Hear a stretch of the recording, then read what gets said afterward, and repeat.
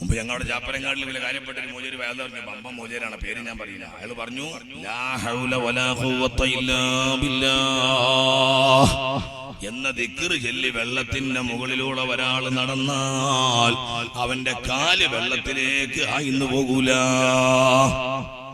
അതൊരു നാടനായ നമ്മളെ ഈ ആചാര്യമായൊരു കാക്ക പത്തുൽ മീൻ ഓതിയില്ല, മുത്തബിരുദും കണ്ടിട്ടില്ല, മുഞ്ചിലും കണ്ടിട്ടില്ല, മുർഷിദും കണ്ടിട്ടില്ല, കാമൂസും കണ്ടിട്ടില്ല. അങ്ങനത്തെ ഒരു പച്ച നാടൻ കാക്ക കൽബിനോട് ഉറപ്പിച്ചു, റഹ്മാനെ ലാ ഹൗല ചൊല്ലിയാല് വെള്ളത്തിൽ താവൂല.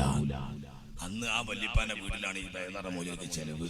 രാത്രി വേദ ചോറ് പോയന്റെ അക്കരെയാണ് ഇയാളെ പേര്. തോണി കുത്താനാണെങ്കിൽ മോനുള്ളത് മോൻ എറണാകുളത്തേക്ക് പോയതാ. ഇനി ആരാ തോണി തൊയ്യാ? ഒരാളും കിട്ടാനില്ല. ഇയാൾ മനസ്സിൽ ബേജാറ് പഠിച്ചോനെ ഞാൻ എങ്ങനെ ഉസ്താദിനെ ചോറിന് കൊണ്ടുപോകുക. അപ്പോഴാണ് മോനെ തൊള്ളി കൂടെ കട്ടക്കാലി വാക്ക് വന്നത്. അപ്പൊ ഇയാൾ ഉറപ്പിച്ചു, അൽഹംദുലില്ലാഹ് ഈ ഉസ്താദിനെ നമുക്ക് ചോറിന് കൊണ്ടുപോകാൻ ധൈര്യമായിട്ട് തോണി മണ്ണ. മൊല്ലാക്കെന്താ വല്യപ്പൻ തേട്ടി ഉസ്താദേ നിസ്കാരം കഴിഞ്ഞ പറഞ്ഞു ഫുഡ് നമ്മളെ പെരിയില പോകല്ലേ? ആ പോകാറുണ്ട്. ഉസ്താദ് ഇറങ്ങി ഒരു 15 മിനിറ്റ് നടന്നപ്പോ ഉസ്താദ് ഇനി നമുക്ക് വലിയൊരു പുഴ വരാണ്ട്, ഒരു 4 ആളെ വെള്ളം ഉണ്ട് ഇവിടെ, വലിയ ആയുള്ളൊക്കെ പുഴയാണ്. അതുകൊണ്ട് നമ്മൾ നിങ്ങളാ പറഞ്ഞ ദിക്റിലാണ് കടക്കല്ലേ എന്ന് ചോദിച്ചു. ആചാര്യൊക്കെ എന്ത് ചെയ്തു? നല്ല ഈമാൻ ഉറപ്പിച്ചല്ലേ, ലാ ഹൗല വലാ ഖുവത ഇല്ലാ ബില്ലാഹിൽ അലിയിൽ അദീം. ചെരുപ്പ് വരെ ഊരില്ല.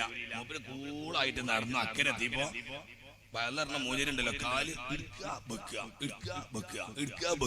കാരണം ബൊക്ക് തോറും താഴുക. ഇയാൾക്ക് ബേജാറായി. അപ്പം അക്കരന്ന് ആചാര്യ, അല്ല ഉസ്താദെ നിങ്ങൾ പറഞ്ഞു കേട്ട് സ്വീകരിച്ചപ്പോ ഞാൻ ചെല്ലി ഇങ്ങോട്ട് കടന്നത്, ഇങ്ങോട്ട് പറഞ്ഞ നിങ്ങൾക്ക് ഈമാല്ലേ?